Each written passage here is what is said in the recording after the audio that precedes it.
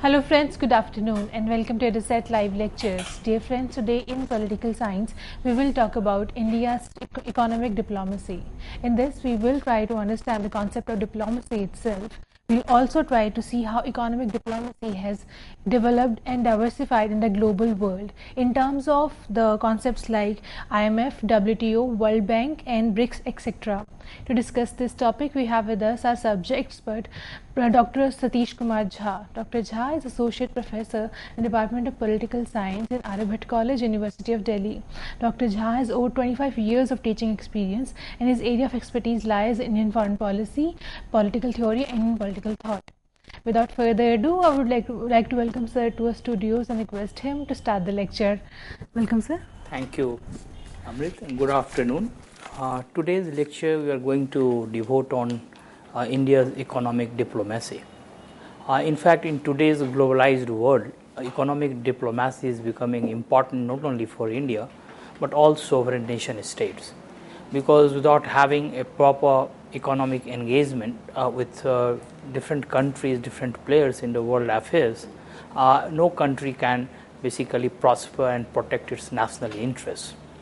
But this entire trajectory of India's economic diplomacy, the way it has evolved over the last 7 decades, is something quite interesting, because from an era when India was spearheading a campaign for new international economic order under the aegis of non-aligned movement, to a period where India is basically becoming an important member of many global forums, global bodies, which to some extent one can say that is continuation of the Bretton Woods system and also the part of the new Washington consensus as it is called, which evolved in 90s.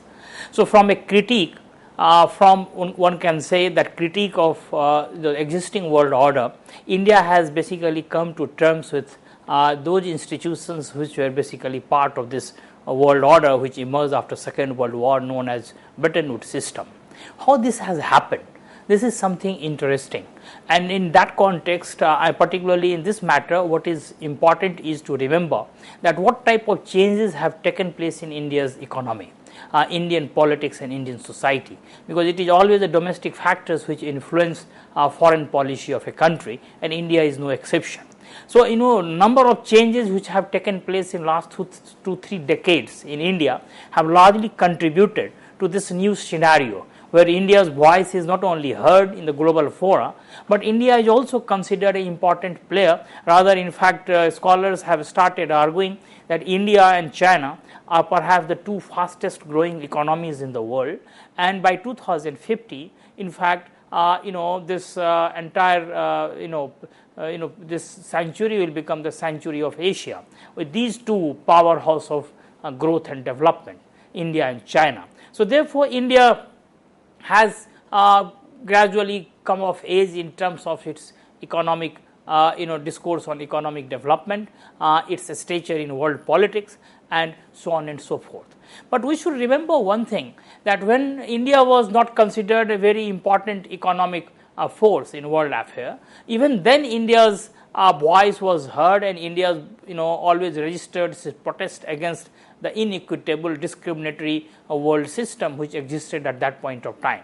At that time, India's voice was heard largely on account of its moral posturing, which was basically done through non-aligned movement. But later on, of course, along with that moral posturing, what we find that India's voice is being heard today on account of two things. One, that it is one of the fastest growing economy. Number two, India's contribution in world affairs is also recognized in various terms, including its size, its diversity, its growth story, and so on and so forth. So therefore, on number of counts, one can say that a lot of transformations have taken place in last 2-3 decades. From a critique of the establishment, the critique of the world order, existing world order, India has rather started become playing important role within this existing world order. Of course, India's entire quest for change and transformation, democratization of world order has not stopped. Even in fact, when 2008, when there was a kind of global crisis, economic crisis, particularly United States and some of the European countries. When G20 was convened, and India in fact was invited as a very important member of this new grouping, because at that time the entire crisis was centered in the Western world, particularly developed countries of the West, and therefore many other countries like India, China, Brazil, South Africa, in fact those countries who cannot be considered as developed members or developed countries of the West, they were supposed to play important role in the revival of the world economy. So therefore India in fact at that time put forth its viewpoint very forcefully, and particularly in terms of its particularly in terms of its plea for democratization and restructuring of many multilateral agencies like IMF, World Bank, and so on and so forth. So this way one can say that how India's economic diplomacy has come of age. But before we come to the number of phases through which India's economic diplomacy has evolved, we should keep in mind that this entire world order, which was basically refashioned, which was created after Second World War, and as it is called Bretton Woods system. And this Bretton Woods system is consists of three important institutions. In fact, one is IMF, International Monetary Fund, another is World Bank, which basically emerged as International Bank for Reconstruction and Development, and number 3, the General Agreement on Trade and Tariff, which gradually culminated into the formation of WTO, World Trade Organization. So these are the three important institutions which are considered to be part of this Bretton Woods system. And how India's economic diplomacy has engaged with all three is also something very interesting to see, because from a kind of situation where India's neither voice was heard, neither it was considered an important agent or important player in world affairs, both in terms of politics as well as development. Now we have come to a situation that India is closely engaging with all these three institutions. Of course, so far as India's quest for reform is concerned, it has not been accomplished, but nonetheless, India is closely engaging with all these three institutions, along with many other regional configurations which have also come into existence. For example, globalization has been accompanied with another phenomenon that is called regionalism, the regional forums, regional configuration of powers, and the most notable among them are European Union and ASEAN, along with many other similar formations which have come up in various regions of the world. So in fact, India's engagement, economic engagement with these formations is also quite significant, along with certain other blocks, in fact not in terms of power equation, but blocks in terms of developmental needs, developmental requirements, in terms of developmental quest. One can say that number of blocks have also come up in recent years and decades. For example, 3-4 of them can be taken note of here. Of course, we'll be touching upon some of them towards the end of our discussion. For example, BRICS, Brazil, Russia, India, China, and South Africa. RICS, Russia, India, China. IBSA, India, Brazil, South Africa.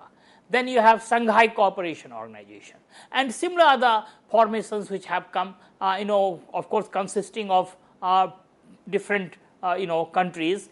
Some of them are, of course, are common in all these formations, but nonetheless with some differences also, and they address some of the concerns of the member states on the issue of development, on the issue of growth, on the issue of poverty elimination, on the issue of global concerns like environmental concerns, developmental concerns, and so on and so forth. And they try to closely work with United Nations and its goals, Millennium Goal, as well as many other goals which have been set by different countries and different bodies from time to time. So therefore, India is also engaging with these formations along with these Bretton Woods institutions like IMF, World Bank, and one can say the WTO. which is basically the fallout of or the product of the GATT negotiations. So, this is how it is trying to engage with it. But of course, one should also mention here and that is India's disappointment, or one can say its failure to basically energize this regional formation or regional organization called SAARC, South Asian Association for Regional Cooperation for South Asia. And in fact, its contribution, of course, India has consistently tried to energize it, but it has not been successful, largely on account of certain political reasons, particularly the differences between India and Pakistan, and also some of the smaller neighbors having unfounded apprehension about India's dominance and hegemony in this part of the continent. So, this is one, in fact, one can say that some sort of a failure on account of regional cooperation so far as this part of the continent is concerned. But otherwise, one can say that India's economic diplomacy has successfully tried to surmount many hurdles over these 2-3 decades, and from lookist policy, which was crafted in 91 after this economic reforms and end of Cold War, to India's close association with the European Union, India's close association with ASEAN, starting as a sectoral dialogue partner and then becoming a member of this ASEAN, and many other regional cooperation, regional organizations is some sort of a kind of proof of India's success of India's economic diplomacy. So, in nutshell, one can say that this is how it has progressed. But while discussing India's economic diplomacy, normally people try to divide this entire discussion into two important stages in its evolution. One is the period when this Cold War was basically going on between the two superpowers, and the second phase is, of course, the end of Cold War, that is 1990s. And with the end of Cold War, of course, also signaled a new development in world affairs, that was basically globalization and so on and so forth. Of course, the issue of whether it was a unipolar or a bipolar world, that issue is still unsettled, but nonetheless one can say that it was it was not a bipolar world, and a world in which United States of America emerged as a very important, a very powerful country at that time. So, in fact, in this period, that is post 90 period, India's economic diplomacy has taken altogether a different form and different shape compared to what India had before 1990, particularly during the period of Cold War. Not only on account of the Cold War, but largely on account of many other factors, and most of them were domestic. The political orientation, this entire discourse of development, which was geared towards this planned economic development, a strategy of import substitution, and this entire slogan of self-reliant growth. All these things basically influenced India's economic diplomacy in that period, when India, of course, was also trying to non-aligned movement, and it was one of the very important leader as the founder of this movement, was also spearheading a campaign for new international economic order, NEO, and therefore it came into direct conflict with some of the developed countries of the West, particularly in terms of its in terms of its demand for creation of new international economic order, new rules of economic engagement again, which were basically not endorsed at that time by the developed countries of the West. Of course, the Soviet Union, the relationship with the erstwhile Soviet Union was also a little bit checkered, in the sense that initially,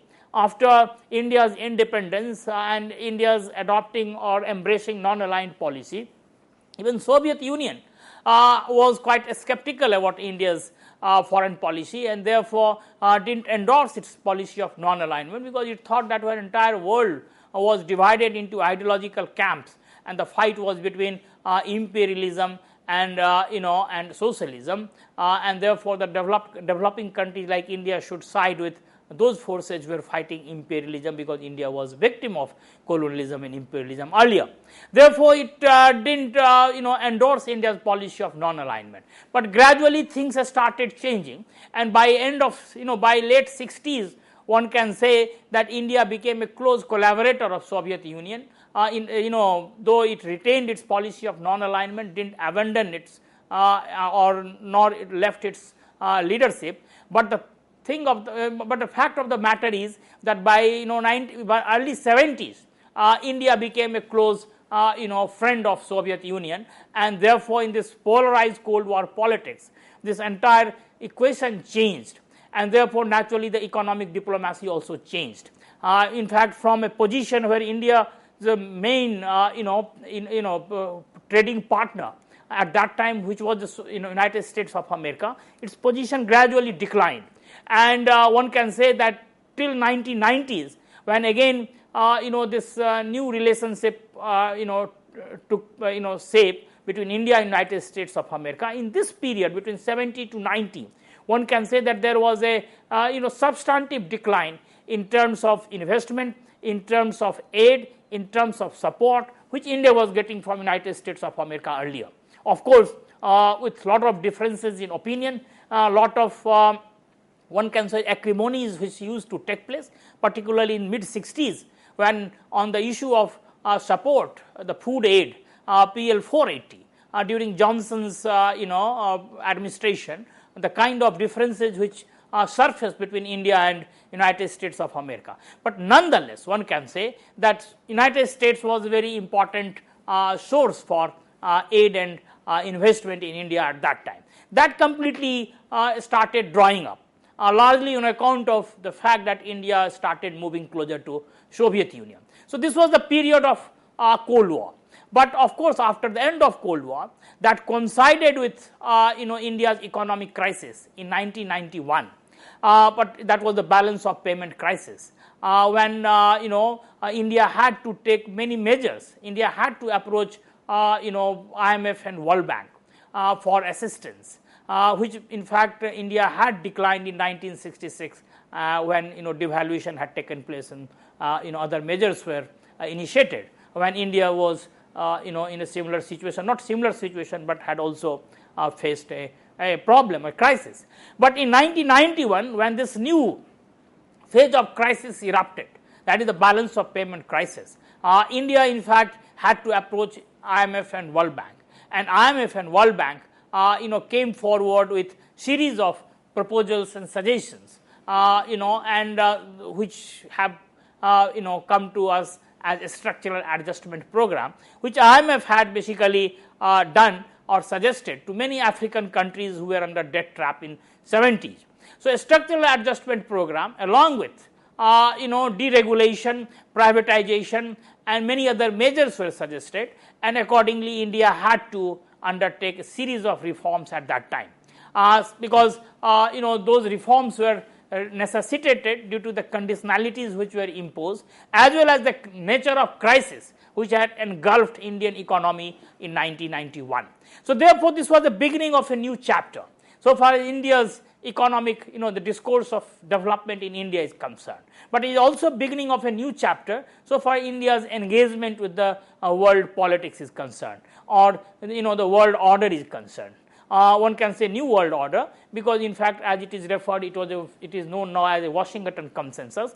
But of course, some of the institutions which were still playing important role were the product of the Bretton Woods system of 1940s. So therefore, they were not new. Of course, their role had changed in the new world context because of the end of Cold War and emergence of United States of America as a very important power in the world. So therefore, this is the second phase of the beginning of India's economic diplomacy. So normally people divide India's economic diplomacy in these two phases, the Cold War phase and the post Cold War phase.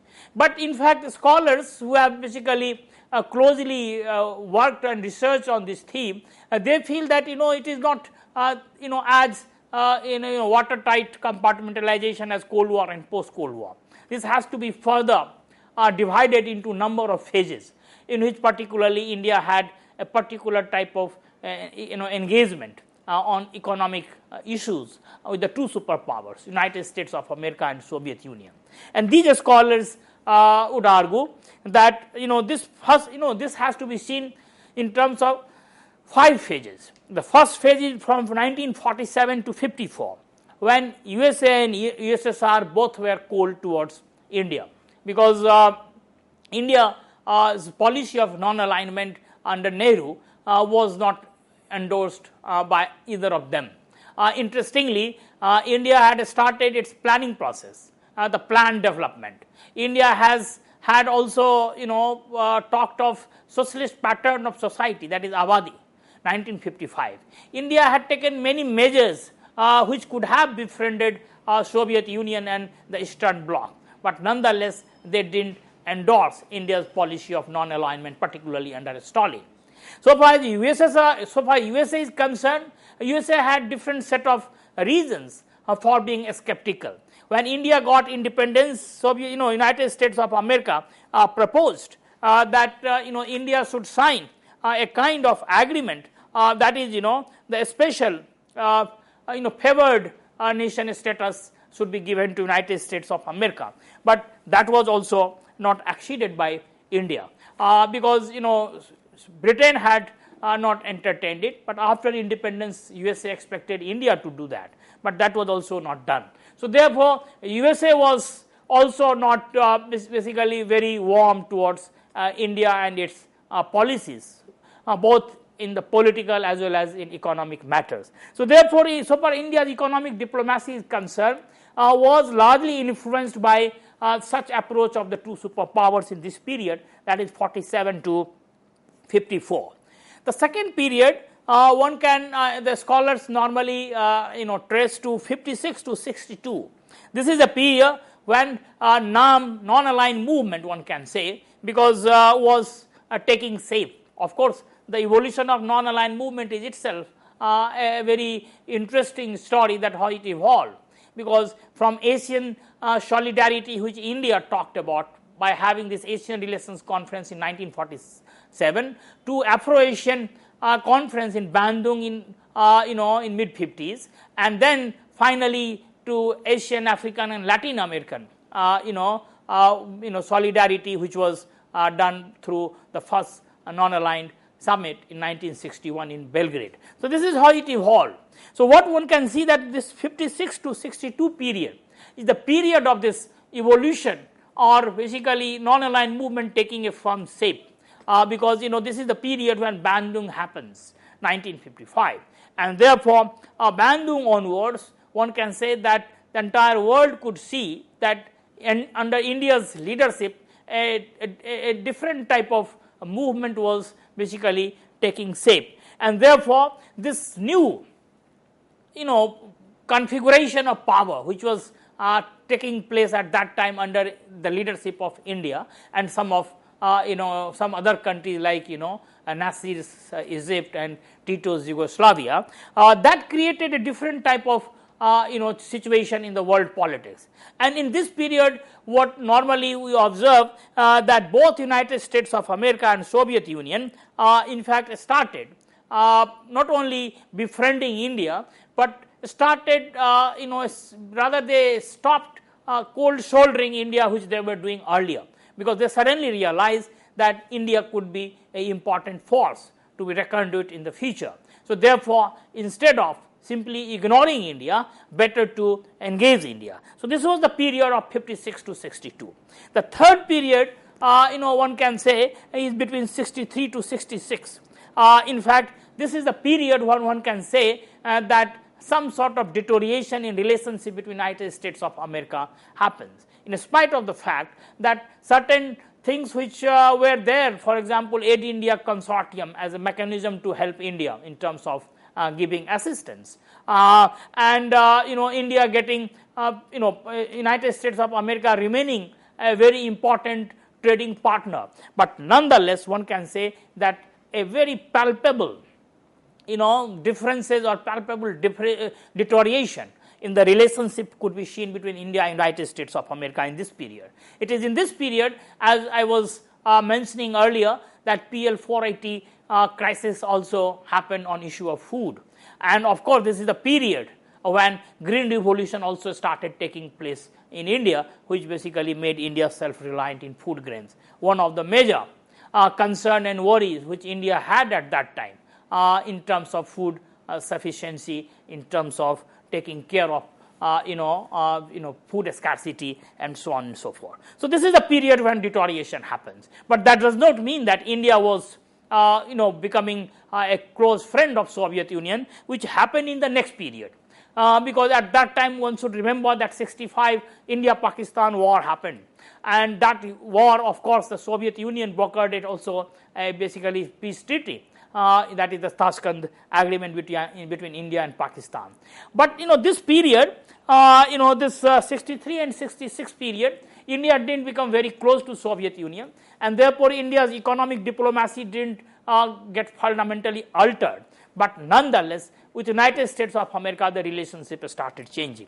The fourth phase, scholars considered to be taking place between 67 to 77, and this is the period in which there was a special bond between India and Soviet Union, particularly 1971 Peace and Friendship Treaty. This is the period when India-Pakistan war took place. This is the period when India became a vocal critic of United States of America in Vietnam, particularly its Vietnam policy. This is the period when one can say that a new triangle equation emerged in South Asia, that is China, Pakistan and USA, because of Sino-American data, and largely on account of this new equation emerged. So therefore, this entire economic diplomacy in this period is undergoing a significant change. India's heavy reliance on Soviet Union can be seen in this period, not only in terms of defense requirements and defense related trade, but in other matters also. So therefore, this is the period which is basically significant from the point of India's economic diplomacy and the Cold War politics. But that 77 to the later period, that is basically till the Cold War, till the end of the Cold War in 1991, is also a very interesting and important period in India's economic diplomacy, because 77 coincides with coming to power in India of a government which was not non-Congress, that is Janata government. And Janata government was basically critical of some of the policies of earlier Congress governments, particularly non-alignment and so on and so forth. But interestingly, in fact, American President Carter visited India during this period. India was trying to normalize its relationship with many countries including China and Pakistan, but nonetheless we find that in terms of economic diplomacy, we don't find much changes happening. Soviet Union remained a very important ally or a friend in terms of its economic engagement, and therefore even this period 77 to 91 can say that passed off like this. Of course, what we find that this advent of Rajiv and Indira period, 1980, 1984, signaled some changes, particularly in terms of its new engagement United States of America. But nonetheless, it was not as substantive as perhaps the earlier engagement with Soviet Union. So this is how this this Cold War period ended, with signaling 5 phases in India's economic diplomacy. Now, with this the discussion along these 5 phases, one can say that India's economic diplomacy in pre-Cold War period, or one can say the Cold War period, was significant in terms of preparing the ground. It was significant in terms of preparing the ground for the future economic diplomacy in the post-Cold War period. Now, what happened in the post-Cold War period is as interesting and as important as perhaps this economic diplomacy in the Cold War period.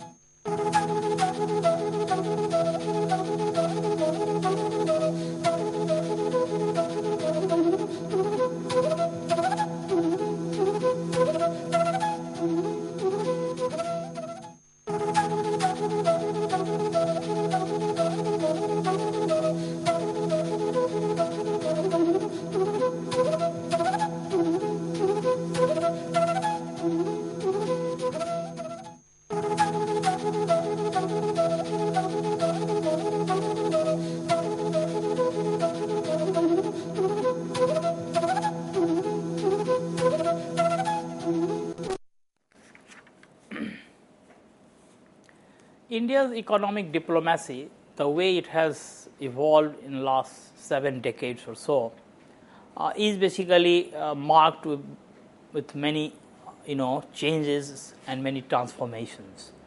In fact, normally it is seen in terms of two important phases, the Cold War phases and the post-Cold War phases.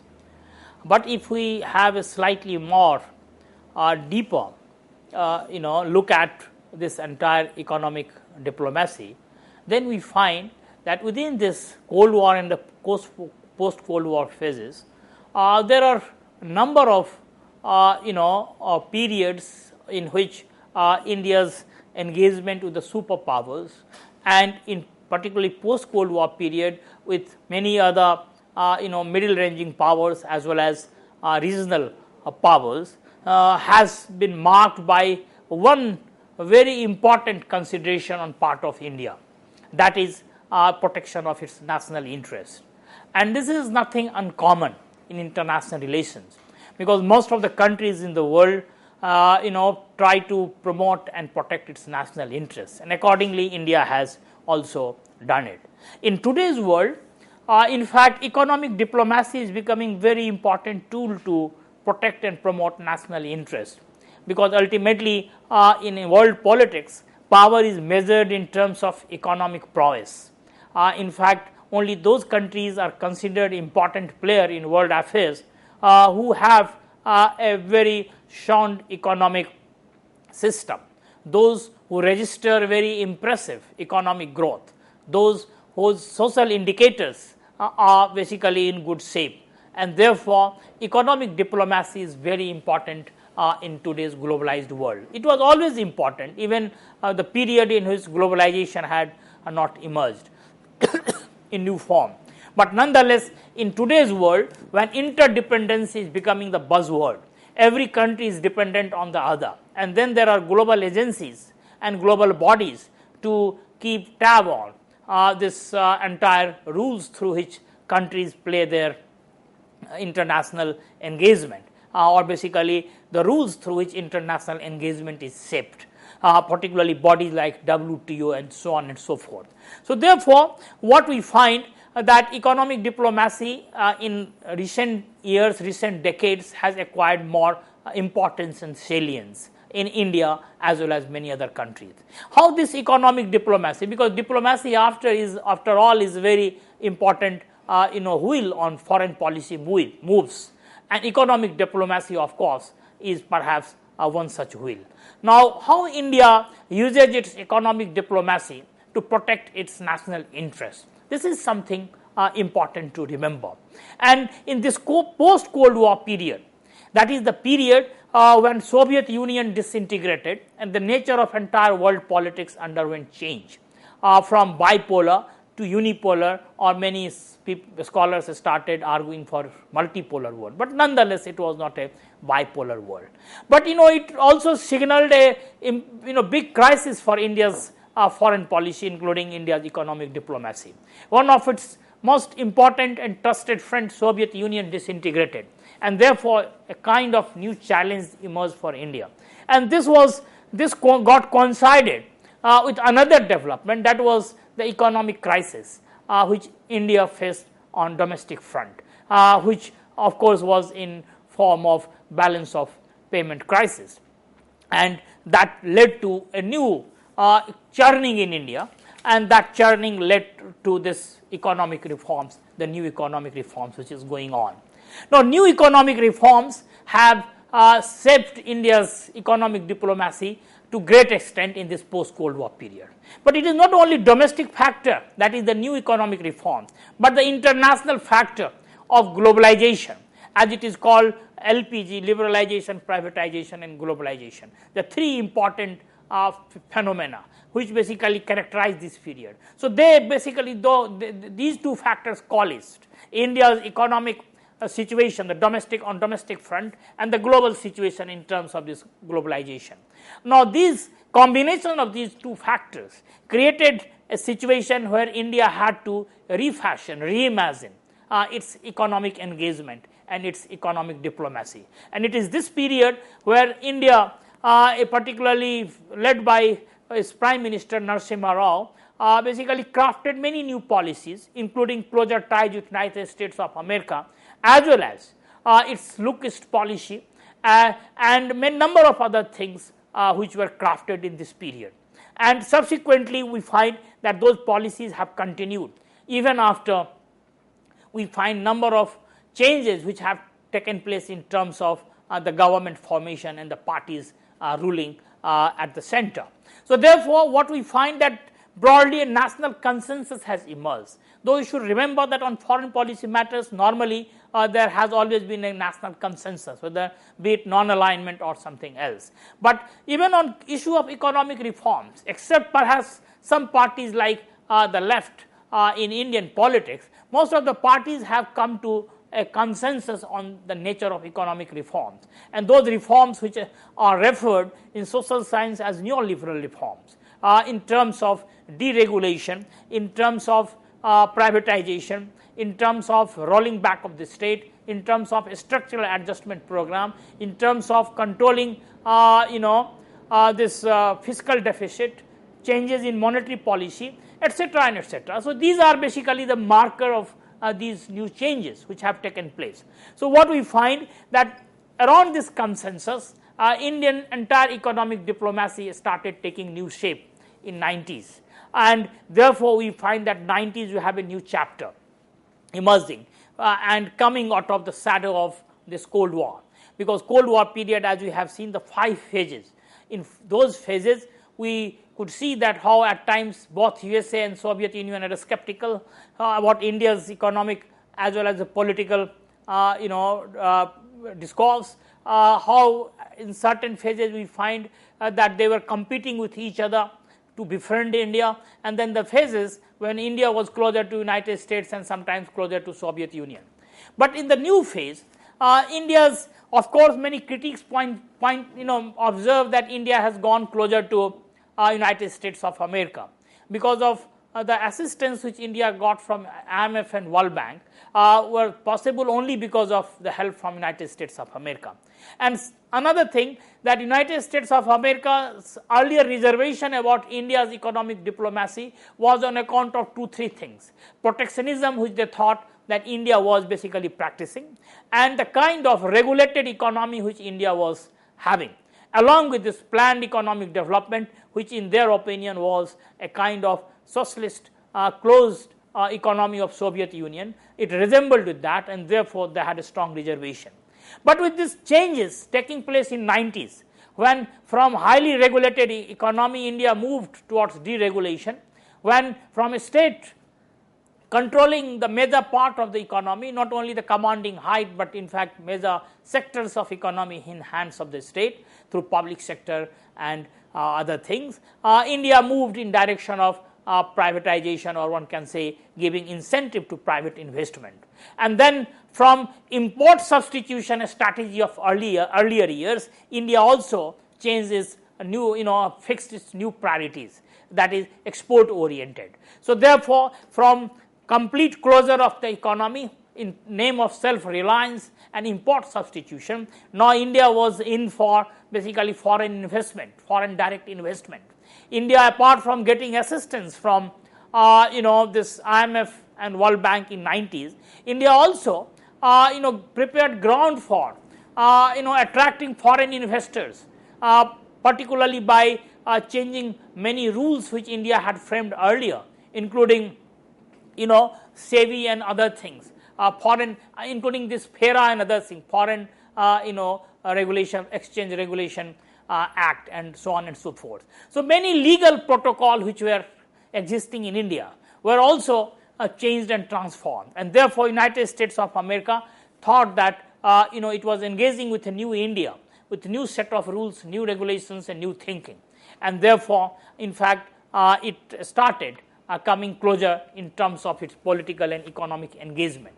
But that does not mean that India wanted to abandon its kind of self-reliant policy in economy completely, because for example there are also phases in this period, particularly after Pokhran II in 1998, when sanctions were imposed on India by the Western powers, because as a non-signatory of nuclear non-proliferation treaty, India tested nuclear weapons and therefore attracted sanctions. But even that period, India could demonstrate that how its self-reliant strategy was still hale and hearty, because India survived those sanctions.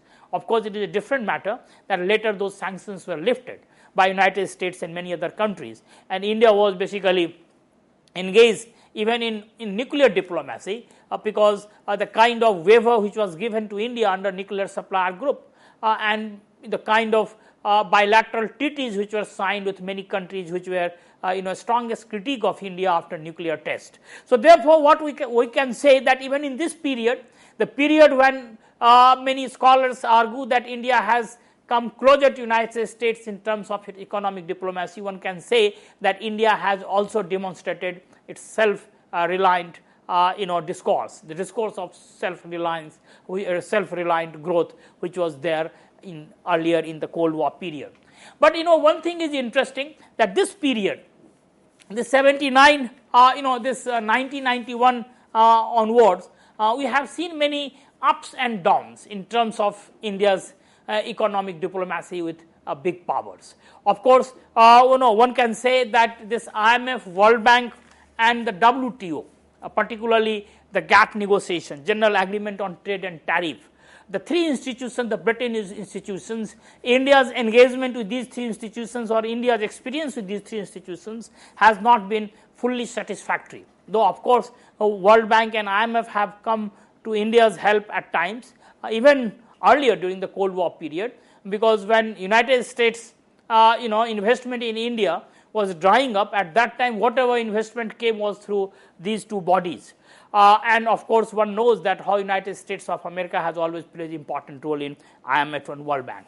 But nonetheless, its restructuring, its reordering, its democratization, which India has been demanding since non-aligned, the days of its demand for new international economic order has not been fulfilled. And therefore, what one can say that IMF and World Bank still, of course, now they recognize India as an important, as a powerhouse of growth and development in Asia. But nonetheless, India is still disappointed with the functioning and the system through which these institutions function. So that is a part of the different critique which India offers through its economic diplomacy.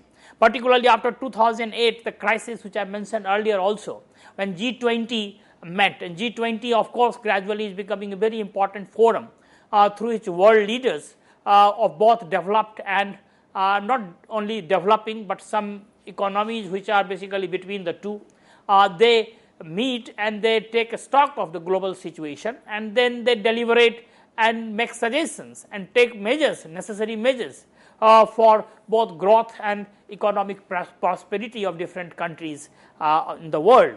So even India through G20 has voiced this concern that how this reform of these economic institutions is important. Now what we find that in spite of such demands, because 2008 when this crisis was looming large on the world on the horizon, in fact developed countries were actively thinking in terms of giving some voice to countries like India, Brazil, South Africa, so on and so forth. But gradually one find that when the crisis was over, again that issue has been completely stalled. The way United Nations reform has also not been taken up, and that is also a stall to great extent. So this is how this entire story of these three Bretton Woods institutions and India's engagement with these institutions is concerned. But of course, one should remember that 90s period, India has gone to IMF and World Bank on its suggestions and recommendations. The structural adjustment program was taken up, and whatever economic reforms have taken place in India in last 2-3 decades, in fact their suggestions and their recommendations have played very important role. Now what we find that this 1991, post 1991 situation, that is the period of new economic reforms, and that is the period of neoliberal policies. In fact, one can say that has to be seen in terms of the gradual evolution of India's economic diplomacy. But what happened in 1991 onwards did not happen in vacuum, because there is a context, and the context has to be seen in terms of India's entire discourse on development since 1947, which I alluded earlier also. For example, India under Nehru's premiership decided to go for a strategy which was to some extent unique in the world, because the two discourses which were prevalent at that time, one was the industrial revolution model which was prevalent in the West, another was the Soviet model of collectivization and making making primitive accumulation. Another was the industrial revolution model of the West, where colonies and colonization also contributed in primitive accumulation. India wanted to go for industrial development, India wanted to go for economic development, but then the problem was the problem of resources. Where from garner these resources? And therefore, where from mobilize these resources? And therefore, it was basically a Herculean task. And India basically tried to combine the two things, that to attain development, do primitive accumulation, but through a democratic route, and that was real challenge, because there are no resources available in theory. That how could it be done through a third way? So the two ways I have already mentioned, the industrial revolution way and the Soviet way. But the third way, which India tried to demonstrate and India tried to practice, created many problems on the way. And one, this tardy economic growth, what was basically hovering around 3%, 4%, was basically the result of this type of India, commitment to democracy as well as development, without sacrificing one for the other. So therefore, this tardy economic growth was the result of this type of a strategy. But then one should also give credit to India that in a poor country where illiteracy was high, where the population was rising, where the technological know-how was very meager, and the entire world was characterized at that time the technology denial regime, as it is normally known in international relations, with NPT, NSG and many other bodies coming into existence just to deny access to technology so far these developing countries are concerned. India tried to use its own know-how, try to utilize its own indigenous resources to augment its economic resources and economic growth. Therefore, whatever growth it attained was commendable in light of this technology denial regime in the world, as well as the kind of relationship India had with the two superpowers, the Soviet Union and United States of America, which I mentioned earlier, because both of them were cold and skeptical. Both were cold shouldering India at that time. Therefore, whatever growth India attained at that time was commendable and creditable by retaining its democratic credibility and retaining democratic institutions, which basically collapsed like house of cards in many developing countries. The kind of strategy India adopted at that time, that was self-reliant growth, import substitution and a regulated economy. In fact, all these three things were detested and were condemned by the two superpowers, particularly United States of America. But even then, India was surging ahead. India had difficulties, and India's economic diplomacy, even in this difficult situation, basically surmounted and basically negotiated with some of these difficulties, and that is creditable. The biggest problem India faced was in 60s on food front, food sufficiency, because the food grains which were being imported under a scheme United States of America, PL 480 under Johnson's administration, it was terminated, and that created a crisis. But the way India took this challenge and tried to become self-sufficient in food grains, that is something very interesting, commentary on India's success both in terms of its economic diplomacy as well as its domestic policies. Many such crises and many such situations India had to face in this period in terms of science, in terms of technology, in terms of researches, in terms of investment, in terms of resources. Of course, it is there that World Bank created a window for some assistance to India around that time, particularly a kind of slightly cheaper easier assistance was given to India, but all these things were there, but nonetheless India had to face lot of problems and India tried to overcome them through its economic diplomacy. But during this period India's economic diplomacy was highly influenced or controlled by India's non-aligned policy, because India was one of the leaders of non-aligned movement. India was spearheading a group, particularly group of 77 G77 United Nations, which were demanding a new international economic order. So India's economic diplomacy was not totally free from the baggage of non-alignment in this period, which happened subsequently, particularly in this post-Cold War period.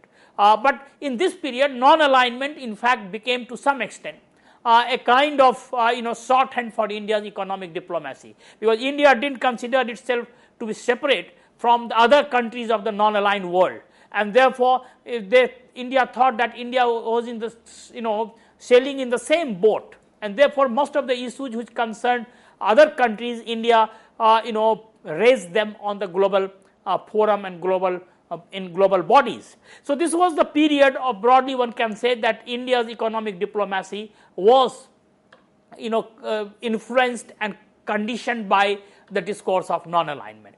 But that is not the case in the post-Cold War period. In fact, non-alignment itself, this entire movement is under to some extent scrutiny. Many countries, the member countries have started showing in fact its skepticism toward this movement in terms of its ability to protect the interest of these countries. Even the scholars in India who have started, they are arguing that non-aligned movement was the third, it was trade unionism of the third world. It doesn't have much relevance today. India, when India was devoid of power, it provided India's with a kind of a tool in its hand to make its or register its presence in the world politics. But today India's existence is getting recognition world over. Therefore, non-alignment cannot be the only mechanism or only policy through which India can engage with the rest of the world, whether it is economic diplomacy or the political diplomacy. But that is a different question, because of course that is a moral posturing India has taken from the very beginning, and India should not abandon it, because it is a hard earned moral resources, and therefore those resources should be retained. But it is also true that only non-alignment cannot be the policy for India's economic diplomacy today, and accordingly one can see that how India has diversified, and this diversification of India's economic diplomacy can be seen in terms of its engagement on the one hand with Bretton Woods institution of IMF, World Bank and WTO, particularly WTO, which emerged in 1995 as a result of this Uruguay round of negotiations, and this Uruguay round of negotiations were completed in 90s, and because Uruguay round came after this Tokyo round in 70s, and after the conclusion of Uruguay round in 90s, 1995, World Trade Organization came into existence. Of course, since the inception of WTO, World Trade Organization, number of contentious issues have emerged, and India has at times shown its maturity through its economic diplomacy to basically negotiate and engage with those issues. The most contentious issue emerged initially after the formation of WTO was on intellectual property rights, trade related intellectual property rights, as it is called TRIPS. And this TRIPS has this negotiation on TRIPS, along with the contentious issue of multi-fiber agreement on trade in textile and clothing, was another contentious issue, particularly kind of quota for which these developed countries were arguing for. And recently we have seen another contentious issue, that is the domestic subsidies in agriculture, particularly in industrialized countries which they give. And recently we have seen that how in Doha round, since the Doha round started in 2001, in fact many other issues have, consensus issues have emerged, like health, services, and particularly on agriculture subsidies, like trade facilitation treaty and on so on and so forth. So in fact WTO, since the inception of WTO, many contentious issues, particularly against protectionism, because WTO was essentially meant to facilitate free trade in the world, and therefore those countries who were practicing restrictive practices through their economy were basically not only reprimanded but were brought under this legal regime. And India had to basically engage and negotiate with this organization because India became a member. So therefore India's economic diplomacy has shown its maturity in terms of engaging with WTO and many similar bodies, at the same time registering its point of view. Particularly recently we have seen on trade facilitation treaty, particularly on issue of subsidies and the food security act which India has enacted, and the kind of public distribution system which is basically lifeline for India's poor. How India has successfully registered its point of view in this global body, and this is how one can say that India is both trying to engage with these bodies, at the same time is also trying to protect its domestic laws and domestic legal framework through which India's people, in the citizens' rights and citizens' empowerment happens in India. So this is about WTO, but at the same time the way India has consolidated forums like BRICS, Brazil, Russia, India, China, RICS, Russia, India, China, IBSA, India, Brazil, South Africa, Shanghai Cooperation Organization, and many other bodies including ASEAN, because India is basically, India's trade with the ASEAN countries is basically growing day by day. So in fact India is diversifying its economic diplomacy, not solely dependent on United States of America and Western Bloc as it was earlier in some point of time, or on Soviet Union as it was in some other period. Rather, one can say that India has diversified. Even China, in spite of some political differences which happen quite often related to border, but India's economic engagement with China is quite intense, particularly in terms of trade. So therefore one can say that India's economic diplomacy today is diversified, has come of age, and basically taking into account the challenges of globalization, India's economic diplomacy is well placed to both oversee and ensure both a steady and a proper growth and development in India. Dear friends, due to positive time, we have to stop our lecture here. On that note, we would like to thank Dr. Satish Kumar Jha for coming to our show and delivering this wonderful lecture. And thank you, dear friends, for watching our lecture. Stay tuned and keep watching. Thank you.